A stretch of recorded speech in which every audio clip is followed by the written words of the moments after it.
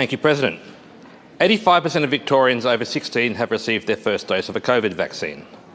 This isn't a result of the vaccine mandates. Until recently, the rate of vaccination in Victoria was limited by vaccine availability and the government ruling people ineligible. Since the expansion of eligibility, vaccination appointments have been booked solid weeks in advance. This shows that close to 85% of Victorians are willing to get vaccines without mandates, well above the government's own arbitrary 80% double dose target. Despite this, the government is going to violate the consent of many thousands of Victorians and coerce them into receiving a vaccine. For this government, use of force is their first resort, rather than their last, because they do not trust Victorians to make their own decisions. This week, the government will attempt to expel MPs exposed to vaccine mandates, in breach of centuries of parliamentary tradition. After 18 months of rule by decree, they will now take extraordinary action to exclude their opposition from Parliament.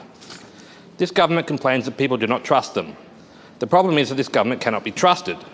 For the vaccine hesitant, seeing the government forcing them to be vaccinated, even when it's clearly not necessary, only increases that distrust. Seeing MPs expelled from Parliament for opposing these extraordinary breaches of consent and human rights only increases that distrust. Thank you. That's not... Keep going. With over 80% of people willingly getting their first dose, it's clear vaccine hesitancy is not the issue.